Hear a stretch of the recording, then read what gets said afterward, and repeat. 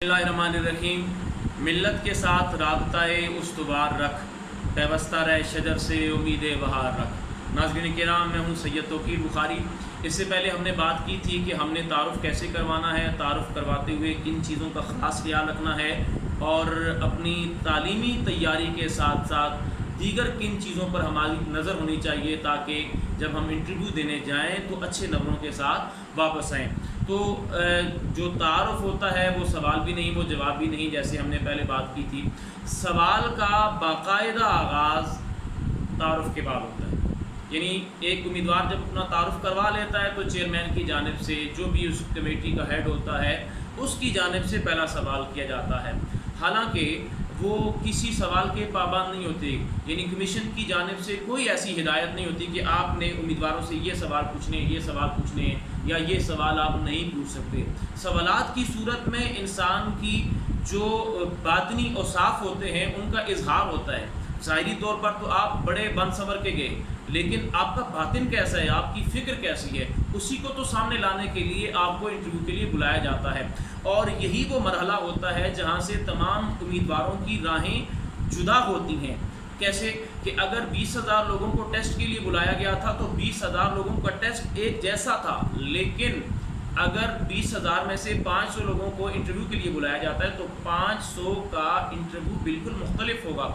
इसलिए कि हर शख्स की जो तालीमी हैसियत है या काबिलियत है वो दूसरे से मुख्तलिफ होती है, हर शख्स का तारुफ़ मुख्तलिफ होता है। लिहाजा आपने ये बात ज़हन में रखनी है कि आपका जो तारुफ़ होगा उसमें से आम तौर पर एक मश्क यही है, आम तौर पर उसी में से कुछ न कुछ सवालात माखूज़ कर लिए जाते हैं, या आपसे उस तारुफ़ के बारे में, यानी जो आपने तारुफ़ करवाया उसमें कोई ख़ास दिलचस्पी की बात थी, ख़ास इनफरादियत थी, उसमें आप जिस तालीमी इदारे के साथ मुंसलिक रहे, आपने जहाँ से तालीम हासिल की वो एक नामवर तालीमी इदारा था, उसके बारे में पूछ सकते हैं, असातिज़ा के बारे में पूछ सकते हैं। आप जिस शहर से ताल्लुक़ रखते हैं उस शहर की कोई ख़ास तारीख़ी हैसियत है, उस शहर के साथ जुड़ी हुई कोई सियासी शख्सियत है और उस शहर का कोई तारीख़ी पस मंज़र है, उसका नाम क्यों रखा गया। मसलन रावलपिंडी है तो रावलपिंडी का नाम रावलपिंडी क्यों रखा गया, अगर अटक है तो अटक का पहले नाम क्या था। तो वो आज़ाद होते हैं, वो पाबंद नहीं होते कि आपसे आपकी मर्ज़ी का सवाल पूछें। लेकिन अगर आपके तारुफ़ में कोई ख़ास बात है, इनफरादियत है, कोई ऐसी आप मुलाज़मत कर रहे हैं, आपका जो माजी है वो एक कठिन दौर से गुजर कर आप इस सतह पर पहुँचे हैं, तो वो आपसे आपके बारे में पूछ सकते हैं और आपके बारे में आपकी जो साबका ज़िंदगी है उसमें से दिलचस्पी के साथ कोई सवाल कर सकते हैं।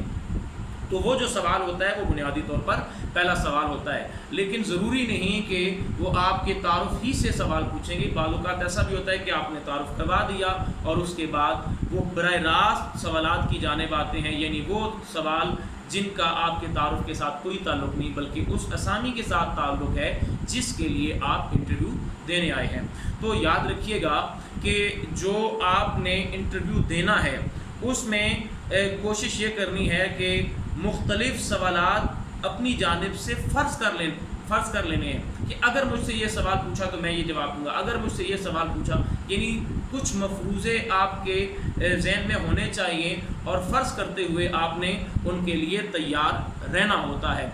एक बड़ी अहम चीज़ होती है इंटरव्यू में, यानी जिस तरह तारुफ़ के बारे में मैंने आपको बताया कि तारुफ़ आपको कैसे करवाना चाहिए, इसी तरह इसके साथ एक बहुत बड़ी टेक्निक होती है, एक ख़ास पहलू होता है इंटरव्यू का। अगर आप उसको समझ लें तो इंशाअल्लाह आप उसमें कामयाबी से हमकिनार होंगे, और उसे कहते हैं इंग्लिश में एरिया ऑफ इंटरेस्ट, यानी आपकी दिलचस्पी का वो दायरा, वो मैदान, वो इलाका जिसके साथ आप मुंसलिक हैं, जिसमें आप दिलचस्पी रखते हैं। आप जानते हैं कि हर इंसान की सोच मुख्तलिफ होती है, हर शख्स की पसंद नापसंद मुख्तलिफ होती है। इसी तरह जब हम बात करते हैं अदब की, तो अदब तो एक ऐसा दरिया है जिसका कोई किनारा तलाश नहीं किया जा सकता। लिहाजा हर शख्स जो अदब के साथ ज़ाहिरी तौर पर जुड़ा हुआ है, लेकिन उसकी कुछ ख़ास पसंद है, कुछ ख़ास उसकी दिलचस्पियाँ हैं। एक शख्स अगर नज़्म पसंद करता है तो दूसरा नसर पसंद करता है। नसर में ज़रूरी नहीं कि हर शख्स को नावल पसंद हो सकता है कुछ लोग जो हैं वो अफसाने के साथ दिलचस्पी रखते हों, कुछ की दिलचस्पी ड्रामे में हो। तो हर शख्स की दिलचस्पी असल में اس کا جو فطری میلان ہوتا ہے اس کی عکاسی کر رہی ہوتی ہے۔ تو سب سے بڑی ٹیکنیک یہ ہوتی ہے کہ آپ نے اس کمیٹی کو، انٹرویو والی جو انتخابی کمیٹی ہوتی ہے، کس طرح اس کمیٹی کو اپنے اس دائرے میں، جو دائرہ ہے آپ کا دلچسپی کا، اس میں کیسے لے کر آنا ہے۔ تو یہ بڑی خوش قسمتی ہوتی ہے کہ اگر بورڈ کی جانب سے آپ کو کہا جاتا ہے اچھی آپ یہ بتائیں کہ آپ کو ادب میں کیا پسند ہے، اچھا، یا پھر آپ آج کل کیا کر رہے ہیں، آپ کس کو پڑھتے ہیں، آپ کا پسندیدہ شاعر کون ہے، آپ کو نثر میں کون پسند ہے۔ یہ انسان کی خوش قسمتی ہوتی ہے کہ اس سے پوچھ لیا جائے کہ آپ کو ادب میں کیا پسند ہے، آپ کو کون سی شخصیت پسند ہے۔ لیکن میں پھر یہ کہوں گا کہ یہ ضروری نہیں ہے کہ وہ آپ سے پوچھیں گے۔ اگر فرض کریں وہ آپ کی مرضی کے خلاف جا رہے ہیں، آپ سے پوچھتے ہی نہیں ہیں، آپ سے آپ کا تعارف بھی نہیں پوچھتے، خود ہی وہ آپ کا تعارف کروا دیتے ہیں، اور اسی طرح آپ سے دلچسپی نہیں پوچھتے، خود ہی کوئی سوال کے ذریعے آپ کی انٹرویو کا باقاعدہ آغاز کر دیتے، تو پھر آپ کیا کریں گے؟ پھر آپ گھبرائیں گے؟ بالکل نہیں۔ یہ ٹیکنیک ہوتی ہے، اور آپ نے کرنا کیا ہے؟ آپ نے ان کے سوالات کے جوابات دیتے ہوئے آپ نے کوشش یہ کرنی ہے کہ بالواسطہ طور پر انہیں یہ بتانا ہے کہ سر اصل میں، فرض کریں مجھ سے سوال یہ ہوتا ہے کہ آپ یہ بتائیں کہ ناول کی کیا تاریخ ہے۔ فرض کریں مجھے ناول کے بارے میں اتنا نہیں پتا، تو بجائے اس کے کہ میں جھوٹ بولنا شروع کر دوں یا ان کو مطمئن کرنے کے لیے غلط بیانی سے کام لوں، اس سے تو منفی تاثر پڑے گا، کیونکہ میرے سامنے جو لوگ بیٹھے ہوئے ہیں وہ مجھ سے بہت زیادہ جانتے ہیں، جتنی میری عمر ہے اتنا شاید ان کا تجربہ ہو، لہٰذا انہیں غلط بیانی سے مطمئن کرنے کی آپ نے ہرگز کوشش نہیں کرنی۔ اگر آپ کو معلوم نہیں تو صاف لفظوں میں انکار کر دیں کہ سر میں معذرت چاہتا ہوں، مجھے اس کے بارے میں علم نہیں ہے۔ لیکن اگر آپ جانتے ہیں تو پھر آپ پورے اطمینان کے ساتھ جواب دینے کی کوشش کریں۔ آپ اگر کسی چیز کے بارے میں دعویٰ کرتے ہیں تو آپ نے اپنے جواب سے دلیل بھی دینی ہے، ٹھیک ہے، اور اگر آپ کو معلوم نہیں تو آپ اس کے جواب میں سوری کر دیں۔ تو ناظرین کرام، آپ نے یہ بات ذہن میں رکھنی ہے کہ اگر انہوں نے آپ کی دلچسپی کے خلاف کوئی سوال پوچھ لیا تو ان کو کیسے لے کے آنا ہے۔ مجھ سے پوچھا گیا، فرض کریں مجھ سے پوچھا گیا کہ آپ ناول کی تاریخ کے بارے میں کیا جانتے ہیں، تو میں انتہائی ادب کے ساتھ، تعظیم کے ساتھ کہہ سکتا ہوں کہ سر ناول کے بارے میں اتنا زیادہ نہیں جانتا، البتہ یہ کہ میری دلچسپی شاعری میں ہے۔ اب دیکھیں نا میں نے کتنی تعظیم کے ساتھ ان کا جو رخ ہے وہ موڑ دیا۔ اب وہ اگلا سوال یہ کر سکتے ہیں، یعنی اگر وہ میرے اس دائرے میں آ گئے تو اگلا سوال یہ ہوگا، اچھا آپ یہ بتائیں کہ آپ کو شاعری میں کون پسند ہے، آپ کا پسندیدہ شاعر کون ہے۔ پھر ایک بہت بڑا دائرہ ہے شاعری کا، اس کی بنیاد نظم، غزل، قصیدہ، رباعی، حجو، بے شمار اس کی اصناف ہیں۔ سب میں تو مجھے دلچسپی نہیں ہے، سب میں مجھے مہارت بھی نہیں ہے، میں سب کو پڑھتا بھی نہیں ہوں۔ مثنوی ایک طویل صنف سخن ہے، ایک مثنوی پڑھنے کے لیے انسان کو اچھا خاصا وقت درکار ہے۔ میری دلچسپی فرض کریں غزل میں ہے، تو میں یہ کہہ سکتا ہوں کہ شاعری میں مجھے غزل پسند ہے۔ غزل میں کون پسند ہے، کس کو پڑھتے ہیں؟ غالب کو پڑھتا ہوں۔ کیوں؟ غالب میں کیا خاص بات ہے کہ آپ غالب یعنی میر کو آپ کیوں نہیں پڑھتے؟ حالانکہ میر کے بارے میں غالب نے یہ کہا تھا کہ ریختے کے تم ہی استاد نہیں ہو غالب، کہتے ہیں اگلے زمانے میں کوئی میر بھی تھا، تو آپ نے اس میر کو کیوں نہیں پڑھا؟ تو اس کا میرے پاس معقول جواب ہونا چاہیے۔ مجھے میر پسند ہے، غالب کیوں پسند نہیں ہے؟ تو بالکل کسی کا انکار نہیں کرنا کہ میں اس شاعر کو پسند نہیں کرتا یا یہ مجھے اچھا نہیں لگتا، یہ بالکل ایسے نہیں۔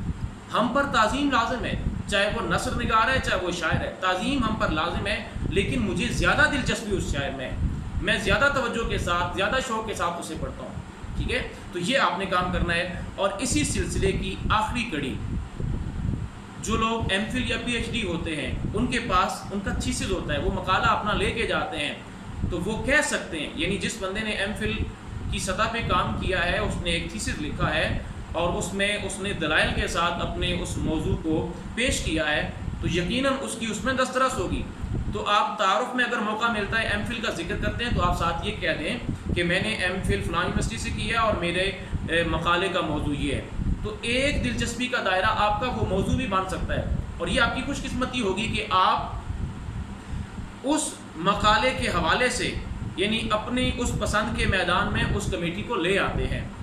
لیکن یہاں بہت محتاط انداز میں آپ کو یہ بتا رہا ہوں کہ اگر آپ نے پورے ادب کے کل میں سے ایک جزء میں کسی مخصوص شاعر کی طرف، کسی مخصوص صنف کی طرف اور کسی مخصوص ادیب کی طرف آپ لے آئے، اپنے مقالے میں ان کو لے آئے، تو پھر آپ نے اگر اپنے مقالے کا دفاع نہ کیا، اگر آپ اپنے ہی مقالے میں سوال دینے کی اہلیت، اس کا جواب دینے کی اہلیت نہیں رکھتے، آپ اپنے ہی پسندیدہ شاعر کے شعر غلط پڑھ رہے ہیں، آپ اپنے منتخب افسانہ نگار کے کرداروں کے بارے میں جانتے ہی نہیں ہیں، تو پھر کیا ہوگا؟ پھر اس کا نتیجہ بہت برا ہوگا۔ لہٰذا آپ نے کوشش یہ کرنی ہے کہ اپنے جو ایریا آف انٹرسٹ ہے اس پر آپ کی پوری دسترس ہونی چاہیے۔ ادب کا سرسری جائزہ تو آپ نے لے کے جانا ہے، لیکن آپ کا ایریا آف انٹرسٹ کیا ہے؟ اگر آپ کا ایریا آف انٹرسٹ نظم ہے تو نثر پر بھی آپ کی نظر ہونی چاہیے، اگرچہ آپ کی اس طرح کی اس پر دسترس نہیں ہے، لیکن آپ کی نظر ہونی چاہیے۔ اگر آپ شاعری کے ساتھ کچھ خاص رغبت نہیں رکھتے، آپ کو اتنی زیادہ دلچسپی نہیں ہے شاعری کے ساتھ، آپ کو شعر سمجھ نہیں آتا، آپ کو شاعری میں لگاؤ ہی نہیں ہے، تو یہ آپ کا جواب قابل قبول نہیں ہوگا کہ مجھے شاعری اچھی نہیں لگتی، اس لیے کہ آپ جس اسامی کے لیے منتخب ہو رہے ہیں، آپ نے وہاں صرف نثر نہیں پڑھانی بلکہ آپ نے وہاں غزلیں بھی پڑھانی ہیں، آپ نے حمد اور نعت بھی پڑھانی ہے، تو آپ کے بچوں کے سامنے یہ جواب دیں گے کہ مجھے شاعری اچھی نہیں لگتی، یا ان کو یہ باور کرانے کی کوشش کریں گے کہ شاعری کا کوئی فائدہ نہیں ہے۔ تو ہمیں ہر صورتحال کے لیے تیار ہونا چاہیے۔ ناظرین کرام، آپ نے کوشش یہ کرنی ہے کہ اپنے اس ایریا آف انٹرسٹ میں اپنی پوری دلچسپی لے کر اس کا مطالعہ کرنا ہے، اس پر دسترس حاصل کرنی ہے۔ اور آخر میں آپ کی خدمت میں گزارش کرنا چاہتا ہوں کہ بہت سارے لوگ بذریعہ فون اور میسیجز کے ذریعے وہ مجھے سوال کرتے ہیں، مجھ سے پوچھتے ہیں کہ ہمیں آپ انٹرویو کے بارے میں بتائیں، تو جب میں ان سے یہ کہتا ہوں کہ آپ میری ویڈیوز دیکھ لیں تو وہ لا علمی کا اظہار کرتے ہیں۔